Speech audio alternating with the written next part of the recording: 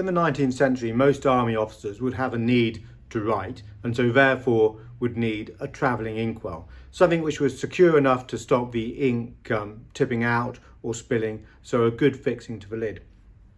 This is an example of an early to mid 19th century travel inkwell that would have been made to fit either in a Secreataire campaign chest or a portable writing slope, or lap desk as they used to call it. And the design is very simple but very effective. So we can see that we've got a glass body and we've got a brass top, and simply the lid of a brass top has got a nut with a little thumb bolt which is cleverly hinged to fold down for travel, which undoes and allows you access to the ink. So you've got quite a small aperture there, but big enough just to dip in a quill pen.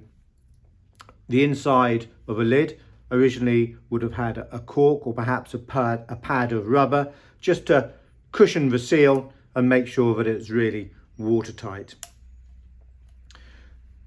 So these were really quite common at the time, and they were made in a variety of different sizes and a few different materials. Let's take a look at a few other examples.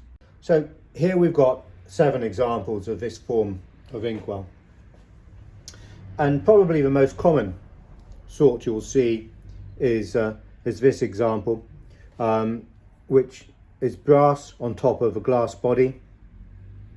You can see that you've got a solid hinged thumb bolt there, and that's a typical size. That's the most commonest size that you would find. There's some ring turning to the top. We've got a relatively small cap size to it. If we compare it with this smaller inkwell, we can see the cap size is much bigger to the smaller inkwell. This is another brass one, but a little bit more unusual and harder to find for its much smaller size. Again, a small size but made of silver plate, and we can see that we've got more of a wire handle here. Quite obvious that it's silver plate. It's rubbed in places, especially to the lid, and we can see that the copper coming through it. The edge there is a little bit more decorative, a little bit more of a mould to it. Again, more of an average size, but with a silver plate top. This one has retained its colour that it's built up over the years. We can see where there's a little bit more wear there underneath the thumb bolt, and you can see more of the brass coming through, but it's developed really quite a nice dark, strong colour. Slightly larger in size, and again another silver plate, very similar to this one but not quite. We can see the shaping at the back is slightly different. And aside from these examples here, we've also had an octagonal one, we've had a round one, we've had them made of silver and hallmarked.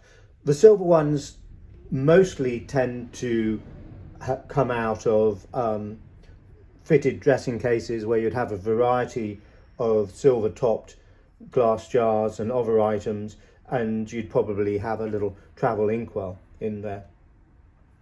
So if you're looking to buy one to go into a writing slope or a Secreataire campaign chest that you might have, you want to be quite picky on choosing the size.